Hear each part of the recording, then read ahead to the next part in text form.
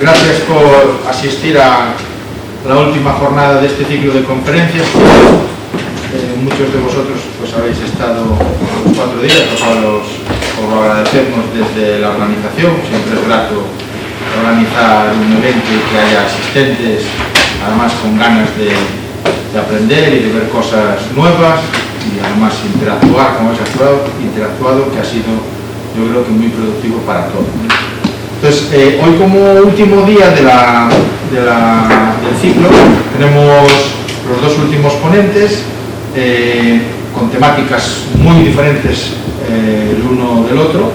En primer lugar, intervendrá el compañero Benjamín Rey, profesor también en la Escuela Politécnica Superior de Ingeniería de Lugo, de la Universidad de Santiago, con la conferencia relacionada con los efectos de la fertirrigación y el manejo del viñedo, irrigación en general, que espero pues que sea uno de los últimos componentes que nos lleve a cubrir pues, todo lo que hemos estado viendo del manejo del agua, del manejo de la pizarra, etcétera, sistemas de asesoramiento al regante, como abordamos técnicas de retraso en la cosecha, etcétera, que complemente todo lo visto, ¿no? Pues sin más, no quiero dilatar más tiempo. Benjamín, cuando quieras, todo tuyo. Gracias. Bueno,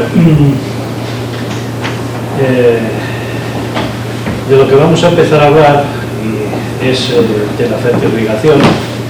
No tiene sentido meter agua a un cultivo si no le metemos algo de fertilizantes, algo para comer. Y aquí hay dos palabras que son importantes. Uno lo que es la fertirrigación y otro lo que es la quimiirrigación. A través del sistema de riego, tanto por goteo como puede ser por microaspersión, incluso por aspersión, pues podemos meter tanto lo que son fertilizantes, los elementos nutritivos que necesita la planta, como determinados productos fitosanitarios que se absorban por las raíces o por las hojas. Y esto es importante si tenemos un buen sistema de dosificación, como vamos a ver en las siguientes diapositivas. ¿Qué productos podemos meter a través con la quimiirrigación? Bueno, pues desde productos para la armillaria, en el caso del viñedo, que es importante, o de cualquier frutal, que la enfermedad está en las raíces, aquellas que afectan al tema vascular, que se va a absorber por las raíces y que no lo podemos meter básicamente de ninguna otra forma. Lo podemos hacer también mediante las lanzas inyectoras, pero es más complicado su introducción. El meterlo de una forma continua para hacer ese control, podemos paliar, nunca curar, porque hay enfermedades que no hay forma de curarlas, pero sí paliarlas, y tendremos que hacer las cuentas para ver si eso es rentable o no rentable. Con respecto a esto, ¿qué es lo qué ventajas tenemos? Bueno, pues un ahorro de fertilizantes, sobre todo de mano de obra. Otra de las cosas es mejor asimilación de los elementos, entre otras cosas porque como aportamos los elementos dentro de esa disolución, es como la planta los va a absorber. Eso es fundamental, que no tengan que hacer ninguna reacción en el suelo para que no queden bloqueados en ese momento. Y así veremos después al final cómo hacemos una receta, un menú, como dice algún amigo que tengo por ahí. Bien, también mejor distribución a lo largo del suelo, sobre todo del bulbo donde está el agua, el bulbo donde están las raíces de alimentación, no con el resto del suelo que nos lo va a aprovechar la hierba o cualquier otro cultivo. Desventajas. Bueno, pues las desventajas, entre otras cosas, es pues que tiene un coste. Tiene un coste mayor, dependiendo del tipo de inyector o dosificador que usemos. Puede ser más caro o más barato, pero tiene un coste ligeramente alto. Es muy importante que cuando hagamos la fertilización el sistema de riego tenga una uniformidad muy grande. No podemos tener unas zonas donde tenemos mucha agua y otras donde tengamos poca agua, porque el fertilizante va a un porcentaje con respecto al agua que empleamos. Si no hacemos bien las soluciones nutritivas, estamos diciendo que casi es como a un enfermo que le ponemos el suelo. Si no le metemos todos los alimentos, podemos tener un problema a la hora de determinados falta de oligoelementos que pueden darnos algún disgusto. En el caso del viñedo, uno de los más característicos es el boro.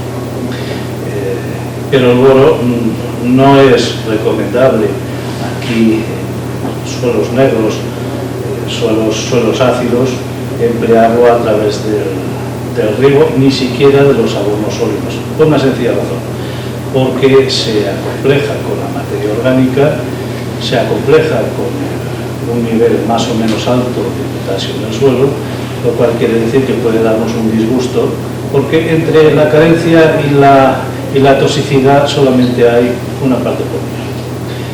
Eso es muy poquito, con lo cual cuando tengamos que aplicar este elemento, y es fundamental el aplicarlo por las variedades, por la variabilidad climática que hay, tenemos días que empieza el sol, tenemos sol y después se nubla, eso hace que la disponibilidad de boro en las plantas caiga en picado. Por tanto, ese es uno de los fertilizantes que debemos emplear con los tratamientos fitosanitarios. Bien, ¿qué fertilizantes empleamos? Bueno, a la hora del manejo hay que pensar en quién los maneja. Y esto sí es fundamental que lo tengamos en cuenta. ¿Y cómo los almacenamos? Es mucho más sencillo pesar unos abonos que estén de forma cristalina, de forma sólida, que no determinados productos líquidos que pueden ser más o menos corrosivos o pueden tener problemas de reacciones exotérmicas, es decir, que pueden explotar si mezclas unos con otros al hacer esas mezclas. Por tanto, aquí veis una serie de ellos. Lo normal es el nitrato amónico, que tiene un 33% y nos aporta nitrógeno y nos aporta ion amonio.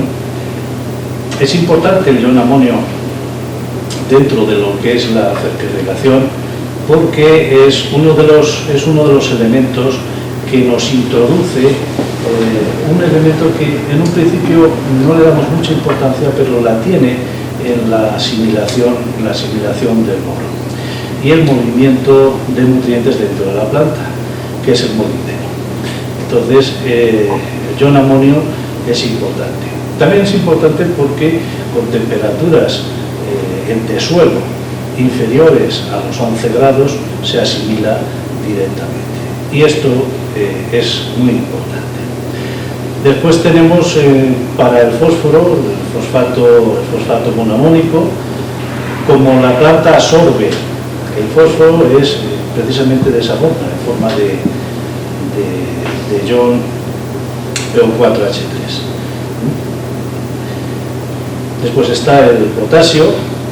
En el caso del potasio hay dos, el sulfato potásico y el nitrato potásico. Estos dos elementos, bueno, quizás el menos problemático es el nitrato potásico, porque no nos genera problemas de insolubilidad. Pensar que si aportamos sulfato potásico podemos tener algún problema de precipitación si el agua tiene algo de caliza, algo de cal, carbonatos o bicarbonatos. En el caso del magnesio sería el nitrato de magnesio. Sulfato de magnesio prácticamente no lo tenemos disponible, pero en el mercado el nitrato de magnesio es algo que lo tenemos fácilmente. Las riquezas son ligeramente altas Y todos estos elementos, todos estos fertilizantes que he nombrado, son la base de los foliares buenos, ¿vale? Con ellos se puede hacer una buena foliar para dar en cualquier momento. Si los usamos como foliares, pues la concentración máxima de todos ellos no debe de pasar del 1%. Después tenemos una distinción que aquí es importante que lo tengamos claro, lo que son los fertilizantes líquidos en solución o en suspensión. En solución es cuando los mezclamos distintos abonos y quedan en un líquido totalmente estable que no tiene precipitados.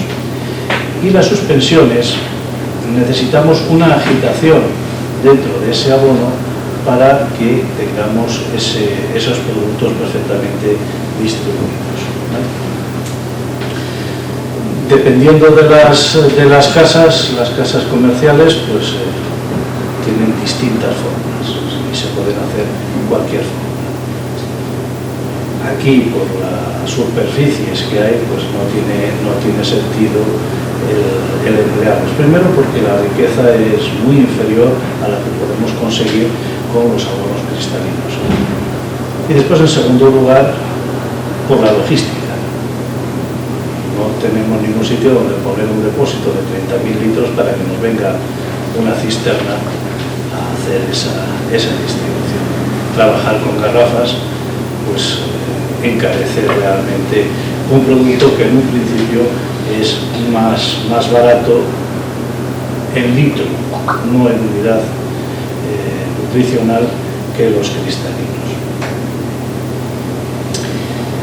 Bien, esta tabla sí es importante y es muy importante cuando hacemos la disolución. El abono que más se disuelve es el nitrato amónico y todos los que son nitratos. El nitrato potásico, el nitrato de magnesio y el nitrato de calcio. El fosfato monoamónico también tiene una solubilidad ligeramente alta. Pensar que no nos vamos a ir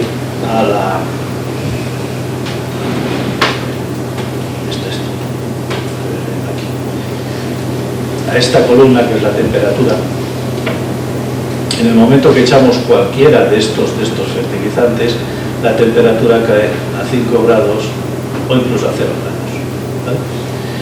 Por tanto, fijémonos en esta temperatura, en estas cifras. La de nitrato amónico, pues sí, no sé, el 5, vale. Bien. Aquí arriba tengo las temperaturas de la disolución y aquí tengo los gramos por litro que nos admite esa disolución para asegurarla. Digo, aquí 5, 10, 20, 25, 30, 40. Nosotros podemos calentar el agua, pero en el momento que metamos cualquiera de ellos, la temperatura va a descender más bajo de 5 grados. Por tanto, fijémonos en 5 grados y esa es la temperatura a la que vamos a trabajar. Decía que el nitrato amónico es de los más solubles, es 1,2 kg por cada litro, o sea, con mirarlo ya se disuelve. El nitrato de calcio pasa básicamente lo mismo, el nitrato de magnesio igual. El nitrato potásico, el sulfato potásico, son la clave para hacer las disoluciones.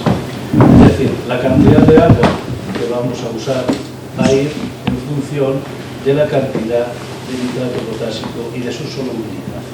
Es el más insoluble, ¿vale? Son 120 gramos, un 10%, considerar, ¿vale? Con esa cifra que os quede en la cabeza es suficiente. De nitrato potásico. El sulfato potásico es más insoluble. Bien, aquí tengo también como soluble el tema de la urea Esto es algo que debemos evitar por todos los conceptos de emplear aquí en Galicia. La urea, para que se pueda mineralizar, hace falta como mínimo 16 grados de temperatura en el suelo, no en el aire, sino en el suelo. Si no tenemos esa temperatura, la urea no se mineraliza. A partir de ahí, cuando lo hace de golpe. Si nosotros la metemos en el viñedo, lo que podemos tener es una explosión de vegetación. Si tenemos la uva de un determinado tamaño en el grano, pues, al tener esa explosión de nitrógeno tan grande, lo que vamos a hacer es abrirla, como en cualquier cosa. Por tanto, olvidémonos de la urea de meter en Galicia. Suelos negros, suelos fríos, no se puede usar la urea. Usemos nitratos, que son los más solubles y los que menos problemas dan. El nitrato se absorbe a cualquier temperatura. No se mineraliza. Ya está como lo va a aprovechar la planta. Bien.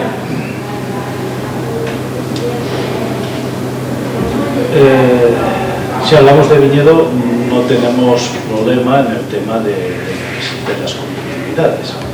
Es decir, la conductividad eléctrica que esa solución nutritiva nos aporta y que puede hacer de que las plantas por los bordes tengan alguna, que se quemen ligeramente, como si fuera un efecto de salinidad.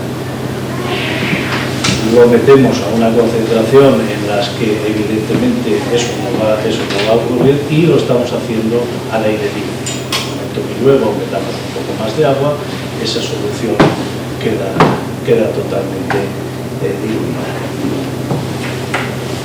Otra de las cosas que es importante saber para el manejo del sistema de riego es la compatibilidad de los elementos. Eso lo veremos después al final cuando hagamos la fórmula de agua. Todos los nitratos son compatibles entre sí y tenemos un pequeño problema con el fósforo. El fósforo, fosfato monoamónico, en contacto con el nitrato de cal, se forma el fosfato tricálcico, que es insoluble y que atasca los núcleos, ¿vale? Por tanto, no podemos mezclar el fosfato monoamónico con el nitrato de cal. Esto es importante. Por eso veréis que después al final, y volveré a recalcar, que unos días se aporta el fósforo y otros días, cuando sea necesario, aportamos el calcio. O no aportamos calcio. ¿Qué es lo que hace el calcio en la planta o en la uva? Aparte de reforzar el sistema radicular, le da dureza al grano. Entonces, aquí igual no tiene mucha importancia, puede tenerla en el caso de que tengamos que hacer transportes largos o tengamos unas cajas en las que se aspiran una altura considerable de racimos. Después en el resto no hay problema. Ahora os voy a enseñar una serie de sistemas o inventos que han ido evolucionando hacia lo que aplicamos hoy día. ¿Con qué los incorporamos? Bien, pues uno de ellos, y se sigue usando, y no poco, en Castilla, lo emplean para meter nitrato potásico en la remolacha. Y es tan sencillo como un depósito en el que a la tubería de aspiración le hacemos un agujero, cebamos esa tubería y cuando la bomba funciona, aspira de aquí. Evidentemente, el regular eso es complicado. Lo que hacen allí en Castilla es sencillamente se vacía el depósito con el tubo de riego que tengo para esa zona. Así directamente. Se ha evolucionado más, hay unos inyectores tipo Venturi, del efecto Venturi, en el que por un defecto de presión que provocamos por un estrechamiento en la irradiación, bueno, pues nos provoca el que aspire de una solución nutritiva. Son relativamente baratos, incluso lo podemos hacer nosotros. El problema es regularlos. Este que hay aquí en esta figura, es un Venturi israelita, es el Menzei, que quizás es de los mejores que hay. Pero lo que tenemos que pensar de los Venturis es esta gráfica. Y esta gráfica es importante por cómo tenemos además distribuidas o cómo funcionan nuestras bombas. Si tenemos una presión constante, bueno, pues podemos regular más o menos la cantidad de solución nutritiva que vamos a meter en el sistema de riego. Pero si no es así, si tenemos un vaso de expansión, una hidrosfera, para poder regular la bomba, pues lo que nos vamos a encontrar es básicamente con que conforme aumenta la presión, metemos más agua. Conforme nos cae la presión, metemos menos agua. Esto no es admisible. Esto quiere decir que habrá unas plantas que tienen más abono y otras que tienen menos abono. Y vamos a tener picos. Eso no puede ser. No podemos tener mucho más abono en unas plantas que en otras. Hemos regulado nuestro sistema de riego. Tenemos un sistema de riego por goteo. Normalmente tendrá que ser con autocompensante para que nos eche siempre la misma cantidad de agua independientemente de la presión, dentro de un rango de presiones. Eso es fundamental para conseguir esa distribución a lo largo de esa tubería. Bien, ahora queda que el abono también tiene que ser proporcional al agua que metamos. El siguiente también funciona como si fuera un tipo Venturi.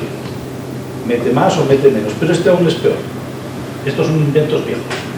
Pero sigue habiéndolos en las fincas y no los sigo encontrando necesariamente en ellas. El tanque dosificador. ¿En qué se basa? Muy sencillo. Nosotros metemos los abonos aquí todos juntos, en sólido.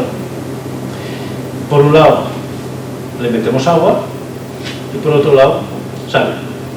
Esto es agua a presión, agita y sale. ¿Y qué es lo que sale? Pues lo que sale va en función de la solubilidad que vimos antes. Lo primero que saldrá es el nitrato amónico y lo último que saldrá, en el caso de que salga, es el nitrato de potasio. Entonces, ese es un problema que vamos a tener a la hora de poder normalizar esa solución nutritiva y esa aplicación. Por eso se ha ido avanzando un poquito más y vienen los inyectores de fertilizantes. Esto es lo que ya tenemos en el mercado habitualmente. Pueden ser eléctricos o pueden ser hidráulicos. Los eléctricos son bombas de pistón, pueden ser de pistón o pueden ser de membrana, en el que meten una cantidad fija siempre. No les afecta ni la presión ni el caudal. ¿Bien? Esto es un problema. Cuando tenemos o hacemos la distribución de las distintas parcelas, los distintos sectores de riego, pues no suelen tener la misma cantidad de agua todos, no suelen tener el mismo caudal. Lo cual quiere decir que si siempre le metemos la misma cantidad de abono, independientemente del caudal que está circulando, tenemos un problema. Tenemos que adecuarlo a esas superficies y a esa cantidad de agua, lo cual hace que la automatización de estas bombas inyectadas pues sea un poquito más compleja. Para que os hagáis una idea, unas parcelas pequeñas, pues con un programador de jardinería que abre y cierra sectores, pues lo podemos solucionar con 100 euros o 150 euros, lo tenemos solucionado. cuando hablamos de tener que automatizar esto, hablamos de un programador mínimo entre 800 y 1000 euros. Entonces, que hace muchas cosas. Pero creo que es un poco caro cuando ya la bomba esta ya también pasa de los 1000 euros. Bien, otra de las bombas inyectoras, y esta es hidráulica, son las TMBs. Estas básicamente ya no las hay, son de las primeras que salieron en el mercado. Y bueno, no es una bomba muy precisa a la hora de hacer la inyección, no es proporcional al agua que pasa a través de ella. Y el pequeño problema que tiene es que para poder meter esa solución nutritiva tiene un consumo de agua ligeramente alto, ¿vale? O sea, tenemos que tener previsto que vamos a tener que tirar agua fuera de la finca. Ya desde hace bastantes años los franceses hicieron esta patente. Es el que mejor funciona de las muchas bombas dosificadoras que hay. El sistema es muy sencillo y muy tonto. Ya lo veis aquí funcionando. Es un pistón que sube y baja y que solidario está a una especie de genical. Por tanto, cuanta más agua pasa por aquí, más rápido va. Cuanta menos agua pasa por aquí, menos rápido va. ¿Qué quiere decir eso? Quiere decir sencillamente que son proporcionales a la cantidad de agua que pasa, son proporcionales al caudal. No les afecta la presión. Da igual que tengan más presión o menos presión, él siempre va a ser proporcional al caudal. Nosotros, ¿cómo hemos diseñado nuestros sistemas de riego? En función al caudal. Tenemos unas parcelas que tienen más caudal de agua y otras que tienen menos caudal de agua. Por tanto, estos son, en un principio, los más adecuados para poder hacer la fertirrigación sin tener el problema de estar vigilando las distintas concentraciones, de que nos meta mucha más abono o menos abono. En la anterior, en esta, algo que me he olvidado, es que si no pasa agua, sigue metiendo abono. Eso también es un riesgo. Por eso, uno de los problemas serios que hay en las cloraciones, estas bombas se usan para clorar, pues está precisamente ese tema. ¿Qué pasa si deja de pasar el agua? Y la bomba sigue funcionando, sigue metiendo, porque no detecta el caudal. O tenemos que meterle un contador, un detector de movimiento dentro de la tubería para poder parar o no esa bomba. ¿Vale? Bien, las instalaciones, a la hora de instalarlos, es sencillo. Las dosificadoras hidráulicas, bueno, pues tenemos que hacer que el agua suba a través de lo que se llama un bypass. Es este de aquí. Simplemente tengo el filtro, tengo una tubería que sube, una llave central y otra tubería que sube. ¿Vale? Bien, para que el agua suba tengo que cerrar esta llave central y entonces el agua subirá y funcionará la dosificadora. Y esa es la forma de regularla. Esta es la forma de regularla. Este es un sistema sencillo para una finca. En este caso fue de un ensayo de 4.500 litros. Ya está. Lo más caro de todo es la dosificadora. Que andará alrededor de los 600 euros. Esta retroválvula cuesta unos 30 euros. El filtro, pues este es un filtro de usar siempre anillas, porque si usáis mallas, el problema que tienen las mallas es que, como tenéis arenas de cuarzo, son auténticas cuchillas cuando entran dentro del filtro, con lo cual enseguida lo come y enseguida lo sube. Las anillas no lo comen. Y este programador de pilas, que bueno, que nos dio bastantes quebraderos de cabeza, y ahora lo que estamos usando es otro sistema, que es una batería, un programador normal a 220, conectado pues, a las válvulas. Puede funcionar o no funcionar, ¿vale? El problema de estos programadores es que van por microimpulsos. Llevan una batería de 9 voltios, bueno, unas veces abre y otras no. Entonces, cuando realmente quieres garantizar de que tengas una apertura y por un tiempo determinado, pues normalmente pues, pones un reloj de patillas conectado a un transformador de 24 voltios, una electroválvula, y a meter. Bien, esta es otra instalación. Ya veis, aquí está el dosificador, la bomba, el filtro, el dosificador y la salida a los distintos sectores. Si las ficas son pequeñas, no tienen unas longitudes altas, lo ideal es no meter cable a lo largo de la finca. Siempre hay un problema serio con los ratones, les encanta morder los cables y después es complicado ver dónde está enganchado el ratón. Es mejor mandar una tubería, y si hacéis las cuentas, pues al final sale más o menos así. Entre que tenemos que meter un tubo protector, el cable, hacer una arqueta, esa arqueta sanearla para que no se inunde mucho en el invierno, pues bueno, al final el mandar una tubería al sector, aunque tenga que pasar por otros sectores, pues puede salir bastante. Sobre todo si los sectores no tienen un diámetro grande, el diámetro de la tubería no es grande. Me estoy refiriendo que una tubería de esta de 32 de polietileno en 4 o 6 atmósferas debe andar por los 60 céntimos. Simplemente un cable eléctrico con 4 hilos cuesta 9,50. Bien,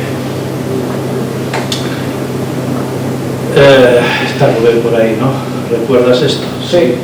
Este es uno de los inventos que se pueden hacer en las fincas, en el que, bueno, aquí tenemos presión, la presión nos viene, metemos el dosificador, metemos un filtro y le ponemos un programador. En este caso, el programador era de 4 estaciones y tenemos 2 sectores con una batería y una pantalla solar para recargar esa batería. Esta es otra instalación, también es de Rubén. Esta es la de San Victorio. La de San Victorio.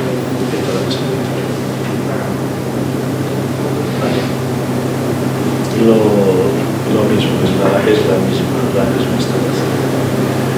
Esta es quizás una de las últimas que hemos hecho, que hemos montado, es la del ensayo de pizarra, en el que tenemos una bomba sumergible que nos manda el agua, un filtro, el dosificador, el tanque donde aspiramos y hacemos las soluciones, con un agitador y la salida de las distintas válvulas.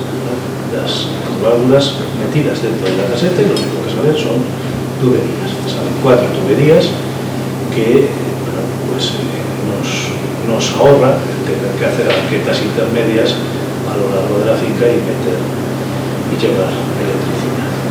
Si con el arao pasa, si rompe la tubería, bueno, pues tendrá que hacer una zanja de 1 metro, 1,5 metros para poder hacer los empates, pero no ha pasado nada más. Bien, podemos tener cabezales fijos y podemos tener cabezales móviles. Esto es algo que tenemos donde coger el agua, puede ser un depósito, puede ser un río, puede ser una acequia, y en el que preparamos pues, un generador, una bomba de impulsión, la aspiración y la impulsión, el dosificador y el inyector. ¿Vale? Esto está montado en una plataforma para que con una transparenta podamos llevarlo y dejarlo en la finca. Una vez que hemos acabado, lo quitamos y nos lo llevamos para casa. No vaya a ser que está perfectamente soldado, con lo cual es difícil que lo puedan llevar.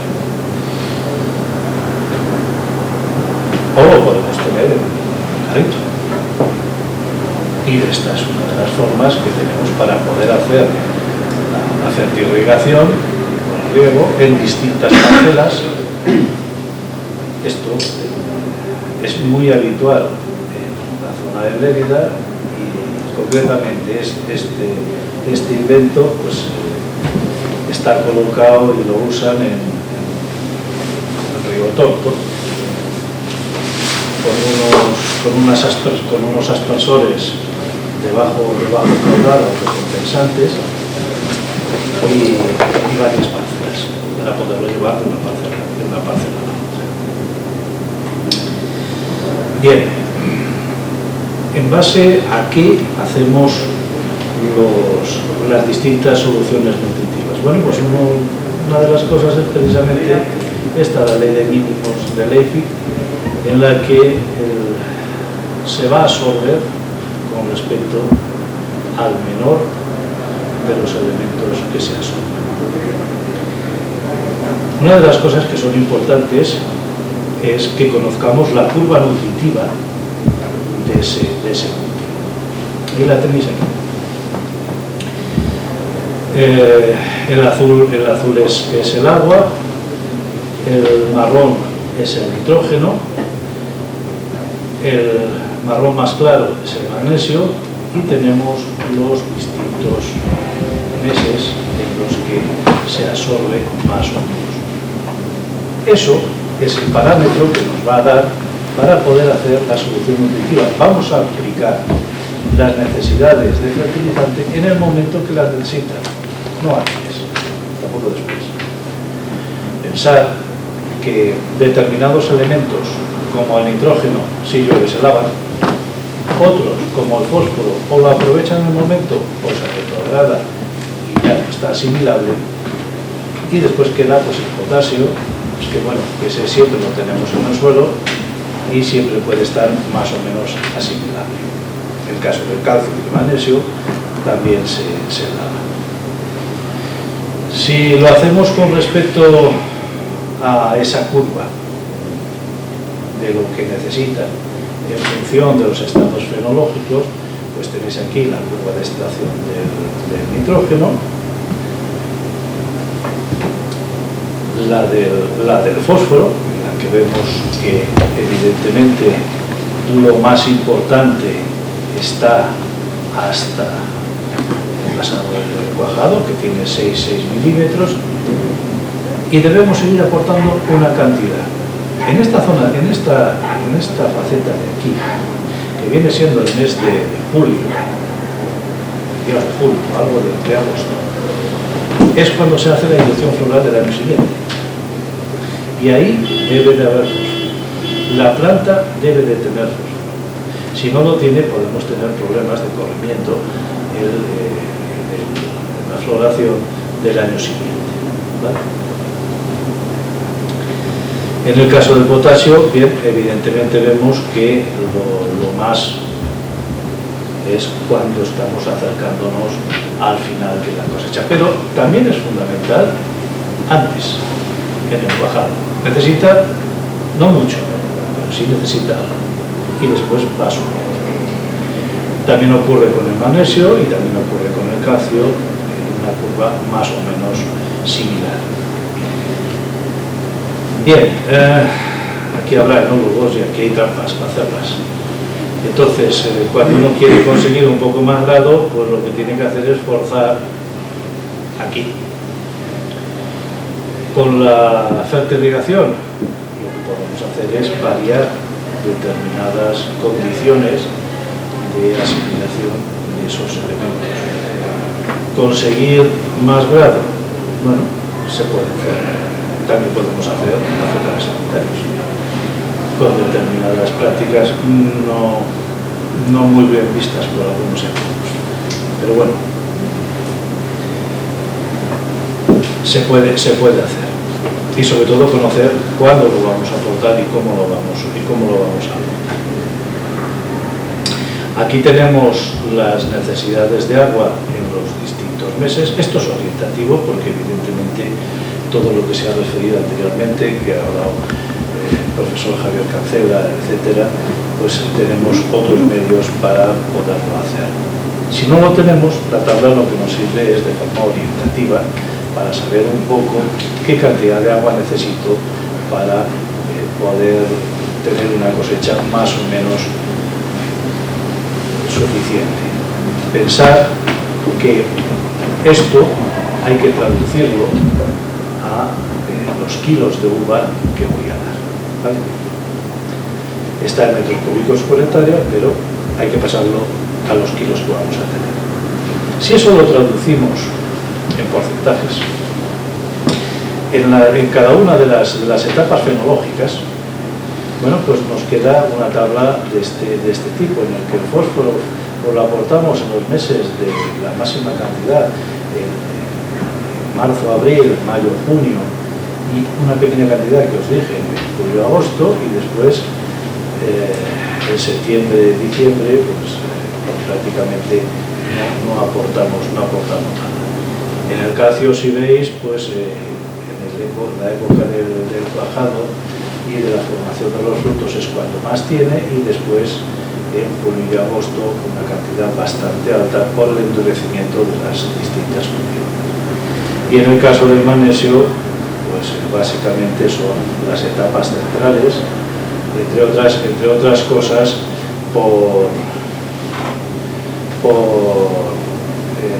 que es el traslado de los elementos desde las raíces hasta las plantas. Bien, en extracciones, pues por toneladas de uva, lo tenéis aquí estas fórmulas, que son porcentajes que después nos ayudan a poder hacer las fórmulas de abonado. Antes de hacer la fórmula de abonado, hemos hecho los análisis foliares. Nos vamos a basar en los foliares y los análisis de tierra del año anterior. Perdón. Y así,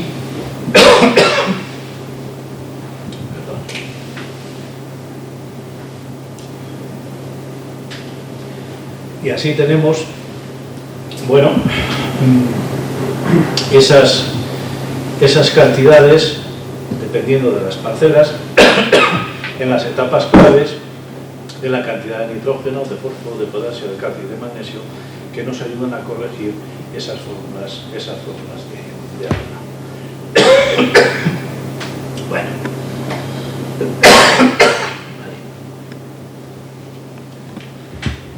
Bueno, yo aprovecho mientras que toma un traguito para recordaros que todos aquellos que necesitéis un certificado de asistencia, etcétera, pues me lo hagáis a... Vale. Entonces, bueno, esto es una parcela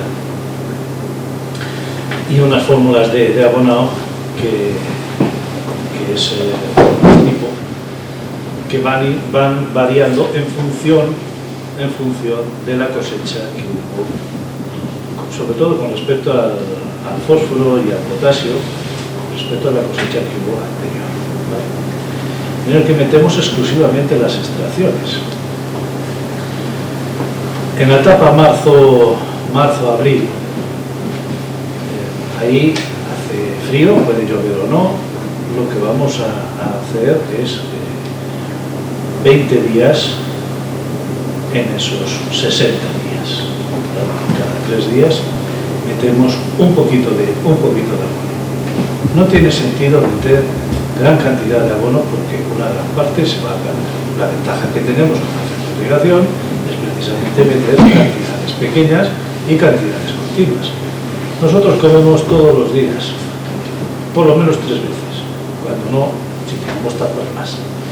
Entonces, pues las plantas hacen exactamente igual. La reserva del suelo, bueno, es un tema teórico. Las plantas te acaban diciendo cuáles funcionan bien y cuáles no funcionan bien. Entonces, si tú le estás dando continuamente una solución nutritiva y la tiene en su bulbo con una concentración constante, pues la alimentación va a ser buena y sobre todo lo que vamos a tener es una uniformidad de crecimiento y una flexibilidad en el ollejo que cuando tengamos tema de estrés porque tenemos una lluvia no nos va a abrir. La tenemos flexible y eso es fundamental para evitar parte de la botrytis del racimo. Bueno, en esta época pues metemos un poco de nitrato amónico, fosfato monoamónico, nitrato potásico y nitrato de magnesio y se acabó con las cantidades con lo que hemos visto anteriormente. En mayo-junio, de acuerdo con los porcentajes que vimos, pues volvemos a meter también un poquito más de cada uno de ellos de acuerdo con esos porcentajes. Y llegamos a... Separando entre floración antes y después. Antes y después. No sé si lo visteis ahí, supongo. Y después llegamos a la clave. Normalmente si soy yo el que tiene que hacer las soluciones nutritivas, es decir, cuánto tenéis que echar, lo primero que hago es preguntar es cuánta cosecha voy a tener. Porque lo voy a hacer en función de la cosecha que voy a tener. ¿El qué? Bueno, el fósforo y el potasio más o menos lo he hecho ya anteriormente, pero el nitrógeno es cuando lo voy a empezar a apuntar ahora una cantidad más grande o más pequeña en función de esa cantidad de uva que voy a querer producir. ¿Vale? Esas cuentas las tenemos que hacer entonces, desde mediados de junio aproximadamente, de julio, agosto y todo el mes de agosto, bajando las concentraciones, pero sobre todo para mantener esa textura del grano que nos permita que en caso de que haya lluvias no nos abra. Después de la cosecha hay que añadir algo, sobre todo fósforo y magnesio. Pensar que lo que estamos haciendo de esta forma es sencillamente endurecer y espesar la savia para que nos aguanten mejor las heladas. Bueno, os he puesto esto, es un riego antihelada. En el riego antihelada también es fundamental el meter abonos, sobre todo para reducir la formación de cristales en el agua una vez que lo empleamos. A partir de los 4 grados se forman cristales. Los microaspersores, esto que veis aquí, hacen una niebla. Esa niebla hace que el calor que irradia el suelo pues choque, como si pusiéramos un papel de aluminio y esa radiación se queda, con lo cual hemos salvado bastante bien la helada. Con este sistema, aquí en Quiroga, ya hace años, pues llegamos a cubrir hasta 7 grados bajo cero. Otra de las facetas es que la helada lo que quema no es la helada, es la deshidratación que se produce porque no tenemos agua en el suelo. Pensar que si vamos como estamos yendo este año, igual tenemos que empezar a regar en el mes de enero. Si el suelo está muy seco, la helada va a hacer mucho más daño. La deshidratación va a ser grande. Entonces vamos a necesitar regar en el mes de enero. Bueno, nada más. Muchas gracias por atenderme y si queréis preguntar algo, hasta